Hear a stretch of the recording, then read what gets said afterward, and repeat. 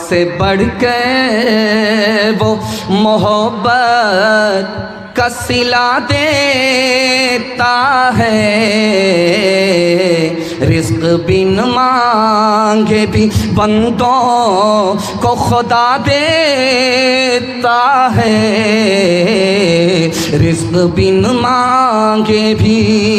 تنگ دستی میرے دامن سے لپٹنا نہ کبھی، تنگ دستی میرے دامن سے لپٹنا نہ کبھی، ہے وہ داتا میرا ہر کام بنا دیتا ہے وہ داتا۔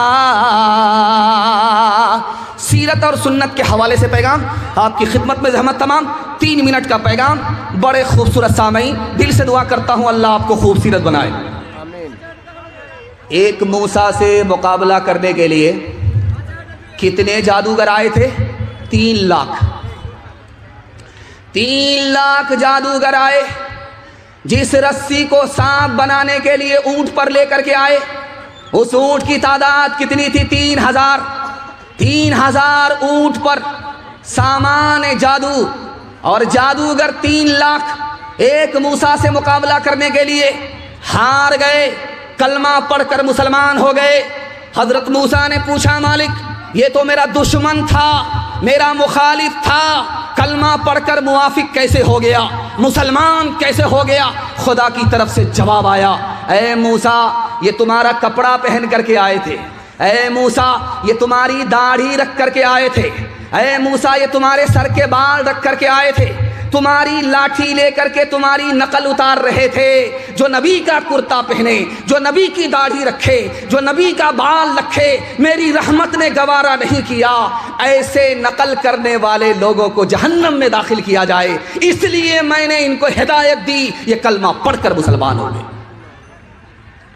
ڈاکٹر صاحب تھے، ڈاکٹر امبیڈکر صاحب انتقال کر گئے، انہوں نے اعلان کیا تھا اسی ہندوستان میں میں مسلمان بننا چاہتا ہوں۔ لکھنؤ سے مولانا علی میاں ندوی آ گئے، کہا کہ ڈاکٹر صاحب میں کلمہ پڑھا رہا ہوں، آپ مسلمان ہو جائیے۔ کہا اب مسلمان نہیں بنوں گا۔ کہا ابھی تو آپ نے اعلان کیا تھا مسلمان بن رہا ہوں، اور میں جب آیا کلمہ پڑھانے کے لیے تو آپ کہتے ہیں کہ مسلمان نہیں بنوں گا، بات کیا ہے؟ کہا مولانا جانے دیجئے، میں آپ کا بھی احترام کرتا ہوں، آپ کپڑے سے مسلمان لگتے ہیں، آپ داڑھی سے مسلمان لگتے ہیں، آپ شکل سے مسلمان لگتے ہیں، اس لیے میں آپ کا بھی احترام کرتا ہوں، آپ کے مذہب کا بھی احترام کرتا ہوں، لیکن میں مسلمان نہیں بنوں گا اس لیے کہ مجھے 80% ہندوستان کا مسلمان ہی نظر نہیں آتا، اس گھر کو آگ لگ گئی گھر کے چراغ سے۔ یہ جو چرچ ہے، اس چرچ میں مرید آیا پادری کے پاس، تو اس سے پادری نے پوچھا تمہاری داڑھی کی عمر زیادہ ہے یا تمہاری عمر زیادہ ہے؟ بولا ابھی آپ بھی عجیب پاگل معلوم ہوتے ہیں، پہلے میں پیدا ہوا ہوں، اس کے بعد میری داڑھی پیدا ہوئی ہے، تو داڑھی میری مجھ سے کیسے بڑی ہو سکتی ہے؟ میں عمر میں بڑا ہوں، داڑھی عمر میں چھوٹی ہے۔ تو پادری نے کہا کہ 10 سال پہلے جب تم آئے تھے تو تمہاری داڑھی کالی تھی، 10 سال کے بعد جو آئے ہو تمہاری داڑھی سفید ہو گئی۔ حیرت ہے 20 سال میں تمہاری داڑھی بدل گئی، لیکن تم بچپن سے 55 میں آ گئے، تم نہیں بدلے، افسوس تو اس کا۔ یہ کٹیہار ہے، آپ یہاں سے سفر کیجئے پنجاب، یہاں سے آپ دکھا دیجئے کسی پنجابی کو بھیک مانگتے ہوئے دکھائیے، یہاں سے لے کر کے آپ چلے جائیے پنجاب، کسی سکھ کو آپ بھیک مانگتا ہوا نہیں دکھا سکتے۔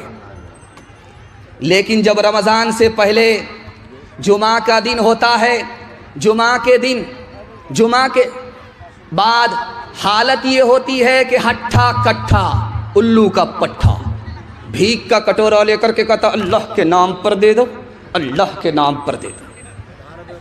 تو لوگوں نے کہا یار بھیک مانگ رہے ہو یا فٹ بال کھیل رہے ہو؟ تم کو تو سر جھکا کر کے بھیک مانگنا چاہیے، سر اٹھا کر کے بھیک مانگتے ہو۔ تو کیا کہتا ہے، کس بات کی شرم؟ میرا دادا نیشنل فقیر تھا، میرا باپ انٹرنیشنل فقیر ہے، خاندانی پیشہ ہے۔ آپ کو چیلنج ہے، آپ کٹیہار سے پنجاب تک کسی بھی سکھ کو بغیر داڑھی کے دکھا دیجئے، بغیر پگڑی کے دکھا دیجئے، ہر چیز چھوڑ دے گا سکھ، لیکن داڑھی نہیں چھوڑے گا، پگڑی نہیں چھوڑے گا۔ سکھوں کی تعداد اس ہندوستان میں اتنی کم ہے جیسے آٹا میں بال، اور مسلمانوں کی تعداد اس ہندوستان میں اتنی زیادہ ہے جیسے آسمان پر ستارے، لیکن مسلمان قدم قدم پر ذلیل ہے۔ سکھ کو عزت کی چوٹی مل رہی ہے، جانتے ہیں کیوں؟ سکھوں نے دین اور دھرم کو دانت سے پکڑا، عزت کی چوٹی پر پہنچ گئے۔ مسلمانوں نے دین اور دھرم کو چھوڑ دیا، اللہ نے ٹھوکروں میں ڈال دیا۔ ہاتھ اٹھائیے، وعدہ کیجئے سیدھا بڑھاپے میں داڑھی رکھیں گے انشاءاللہ۔ ہاں ذرا جلسہ ختم ہونے دیجیے، اس کے بعد ملاقات کرتے ہیں آپ سے۔ کردار بد پہ خود ہی زہر، کردار بد پہ ہم پہ یہ زہر مت ہوئی ہے آج، پھر دشمنان دین کی کثرت ہوئی ہے آج، انسانیت سے انسان کو نفرت ہوئی ہے آج، ہم سے جدا رسول کی سنت ہوئی ہے آج، ملت کا حال اس لیے بے جان ہو گیا، دنیا میں اس طرح کا مسلمان ہو گیا، دنیا میں اس طرح کا مسلمان ہو گیا۔ قرآن کے حوالے سے پیغام، چھوٹے چھوٹے بچے آپ کے جاگ رہے ہیں، اللہ کا شکر ہے، یہ کل سو گئے تھے، بستر پر پیشاب کر کے گنگا بہا دیا تھا، آج اللہ کا شکر ہے یہ جاگ رہے ہیں، ان کے واسطے دعا کرتا ہوں اللہ ان کے مقدر کو جگائے۔ میں ہاتھ جوڑ کر کے آپ سے ایک بات کہنا چاہتا ہوں، آپ ڈاکٹر بنائیے شوق سے، پروفیسر بنائیے شوق سے، لیکن مکتب کی تعلیم دلا کر کے، قرآن پڑھا کر کے پہلے اپنے بچے کو مسلمان بنائیے۔ آپ کا بچہ پہلے مسلمان ہے، بعد میں ڈاکٹر ہے، انجینئر ہے، پروفیسر ہے۔ ایک بات راز کی سنیے، دنیا میں کوئی عالم ایسا نہیں ہے جو یہ بتا دے کہ آپ کا دل زندہ ہے، دنیا میں کوئی عالم یہ بتا نہیں سکتا کہ خدا سے آپ کا تعلق ہے، دنیا میں کوئی عالم یہ بتا نہیں سکتا کہ آپ کی دعا قبول ہوتی ہے کہ نہیں ہوتی ہے، لیکن ایک چیز ہمارے گھر میں ہے، ہماری مسجد میں ہے، وہی بتا سکتی ہے کہ ہمارا دل زندہ ہے کہ مردہ ہے، وہی بتا سکتی ہے کہ ہماری دعا قبول ہوتی ہے کہ نہیں، وہی بتا سکتی ہے کہ خدا سے ہمارا تعلق ہے کہ نہیں۔ جانتے وہ کون سی چیز ہے؟ وہ کوئی ٹیکنالوجی مشین نہیں ہے، وہ بڑا سے بڑا کوئی عالم نہیں ہے، بلکہ قرآن ہے۔ قرآن اگر ہمارے دل کے اندر ہے تو یہ دل زندہ ہے، اگر قرآن دل سے نکل گیا یہ دل مردہ ہے، اس کی پہچان ہے کہ جگانے کے بعد بھی نہیں جاگتا۔ اگر قرآن سے تعلق ہے تو خدا سے ہمارا تعلق، قرآن سے تعلق نہیں تو خدا سے کوئی تعلق نہیں۔ اگر قرآن پر عمل ہے تو دعا قبول ہوتی ہے، اس کی گارنٹی ہے، اگر قرآن پر عمل نہیں ہے تو دعا قبول ہوتی ہے، اس کی کوئی گارنٹی نہیں۔ قرآن میں ایک لفظ ہے، اللہ کی رسی کو پکڑو، تم غالب رہو گے، کوئی تم پر غالب نہیں آ سکتا۔ محی الدین ابن عربی فرماتے ہیں کہ جانتے ہیں وہ رسی کیا چیز ہے؟ وہ قرآن ہے۔ اگر آپ نے قرآن کو پکڑ لیا تو دنیا آپ سے شکست کھائے گی، دنیا آپ کو شکست نہیں دے سکتی۔ ایک آدمی کی شادی ہو گئی، 1 سال ہوا، بال بچہ نہیں، 2 سال ہو گئے بال بچہ نہیں شادی کو، تو لوگوں نے کہا کہ یار تو کیسا جوان ہے، شادی ہو گئی کیلنڈر چھپ ہی نہیں رہا ہے۔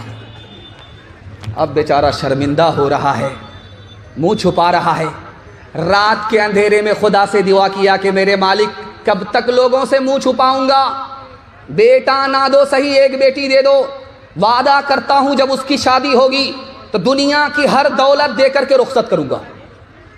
قبولیت کی گھڑی تھی، دعا قبول ہو گئی، بیٹی مل گئی، جب جوان ہوئی تو جیب میں پھوٹی کوڑی نہیں، پریشان ہوا، امام شافعی رحمۃ اللہ علیہ کے پاس آیا، حضرت غضب ہو گیا، خدا نے بیٹی دیا، جوان ہوئی، وعدہ کیا، فیل ہو رہا ہے، جیب میں پھوٹی کوڑی نہیں ہے، کہ تم جھوٹ بولتے ہو، تم سے بڑا مالدار کوئی ہو نہیں سکتا، کہ حضور آپ میری غریبی کا مذاق کیوں اڑاتے ہیں؟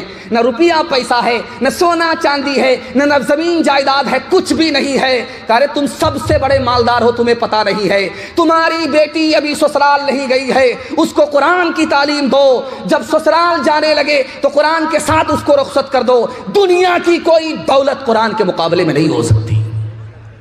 ہاتھ اٹھائیے، وعدہ کیجیے، اخبار روز پڑھیں گے، قرآن کبھی کبھی، ہاتھ اٹھا دیجئے انشاءاللہ۔ ہاں آپ لوگ کلکتہ نہیں پہنچیں گے، سیدھا رانچی جانے والے۔ جو سب سے ضروری ہے مسلمان نہیں پڑھتے، ایمان کے صحیفے کو نگہبان نہیں پڑھتے، ایمان کے صحیفے کو یہ کیسے مسلمان ہیں جو صبح سویرے، یہ کیسے مسلمان ہیں جو صبح سویرے اخبار تو پڑھتے ہیں قرآن نہیں پڑھتے، اخبار تو پڑھتے ہیں قرآن نہیں پڑھتے، اخبار تو پڑھتے ہیں۔ ایک تاریخ آپ کے سامنے رکھنے کے لیے جا رہا ہوں، آپ کے پیر سے زمین نکل جائے گی تعلیم کے حوالے سے۔ سننے کے لیے آپ لوگ تیار ہیں بیداری کے ساتھ؟ تو ہاتھ اٹھائیے انشاءاللہ۔ سنا، ہاتھ اٹھائیے، دقت نہیں ہے، 7 خون معاف ہے۔ اور ہاتھ اٹھا کر کے وعدہ کیجئے نوکری نہیں تو تعلیم نہیں، ہاتھ اٹھائیے انشاءاللہ۔ خیر، آپ کو میں بیدار کر کے چھوڑوں گا۔ آپ پنڈال میں کم ہیں، سسرال میں زیادہ۔ دھیان سے سنیے گا، 500 سال میں سب سے زیادہ سائنسداں کس نے پیدا کیا؟ تو لکھا کہ عیسائیوں نے 70 سائنسداں پیدا کیے، اسی ہندوستان نے صرف 8 سائنسداں پیدا کیے، اور بغل میں چین ہے، 500 سال میں صرف 5 سائنسداں پیدا کیے، اور 500 سال میں مسلمانوں نے کتنے سائنسداں پیدا کیے؟ 106۔ 55% سائنسداں مسلمان پیدا کرتا تھا، اور آج کی تاریخ یہ ہے کہ سائنسداں میں مسلمانوں کا نام ہی نہیں۔ 1400 سال میں ڈاکٹر کس نے کتنا پیدا کیا؟ یہودیوں نے 11 ڈاکٹر پیدا کیا 1400 سال میں۔ عیسائیوں نے کتنے ڈاکٹر پیدا کیے؟ 51۔ اور چائنا نے کتنے ڈاکٹر پیدا کیے؟ 7 1400 سال میں۔ جاپان نے کتنے ڈاکٹر پیدا کیے؟ صرف 5۔ اس ہندوستان نے کتنے ڈاکٹر پیدا کیے؟ صرف 4۔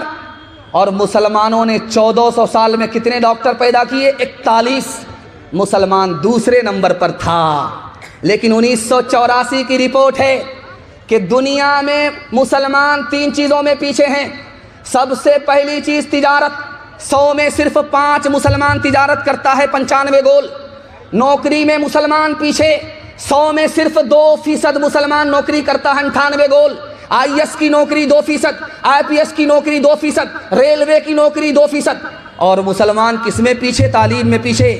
پوری دنیا میں 150 کروڑ لوگ جاہل ہیں، اور سب سے بڑا جاہل ملک ہندوستان ہے، اور ہندو مسلمان میں سب سے بڑے جاہل مسلمان ہیں۔ 62% مرد جاہل ہے، 72% عورت جاہل۔ آپ اپنے بچوں پر 3 احسان کرتے، یاد رکھیے، آپ کا بچہ یاد نہیں رکھے گا، بھول جائے گا۔ پہلا احسان کیا کرتے ہیں؟ اچھا کھانا کھلاتے ہیں، بچے بھول جائے گا، یاد نہیں رکھے۔ دوسرا احسان کیا کرتے ہیں؟ اچھا کپڑا پہناتے ہیں۔ عید میں آپ تہوار میں پیسہ کو پیسہ نہیں سمجھتے، قرض لے کر کے بچے کو کپڑا دلاتے ہیں، بچے اس احسان کو بھول جائیں گے، یاد نہیں رکھیں گے۔ اور آخری احسان، بچے کے لیے اچھا سے اچھا مکان بناتے ہیں، یاد رکھیے، جب ان بچوں کا دور آئے گا تو آپ کا بنایا ہوا مکان مقبرہ بن جائے گا، اجاڑ کر کے پھینک دیں گے، شیش محل بنائیں گے، تمام احسان کو بھول جائیں گے۔ لیکن کتابوں میں لکھا ہے ایک احسان کر دیجئے، بچے کی زندگی بھر یاد رکھیں گے۔ آپ جاہل رہے کوئی فرق نہیں پڑتا، اپنے بچے کو پڑھا لکھا دیجئے، زندگی بھر احسان یاد رکھیں۔ میں جو آپ کے سامنے بیٹھا ہوں، کیسے بیٹھا ہوں؟ میرے ہاتھ پاؤں نیچے ہیں، میرا دل بیچ میں ہے، میرا دماغ اوپر ہے۔ ٹھیک یہی حالت آپ لوگوں کی ہے، آپ لوگ بھی بیٹھے ہیں، ہاتھ پاؤں نیچے ہے، دل بیچ کے اندر ہے، دماغ اوپر ہے۔ اس تقسیم پر جب آپ غور کریں گے تب آپ کو علم کی عظمت معلوم ہوگی۔ ہاتھ پاؤں سے کام کاج کیا جاتا ہے، اس کو خدا نے نیچے رکھا۔ اس دل سے دولت کمائی جاتی ہے، اس کو بیچ میں رکھا۔ اس دماغ سے علم حاصل کیا جاتا ہے، اس کو سب سے اوپر رکھا۔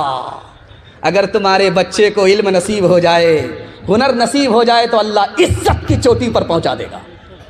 بچپن میں جس کا بچہ جتنا کالا ہوتا ہے اس کی ماں اتنا زیادہ صابن لگاتی ہے، رگڑ رگڑ کر کے لگاتی ہے، 72 مرتبہ صابن لگاتی ہے، لیکن وہ صابن بھی قسم کھا لیتا ہے کہ میں تو کالا ہو جاؤں گا لیکن اس کالیا کو گورا ہونے نہیں دوں۔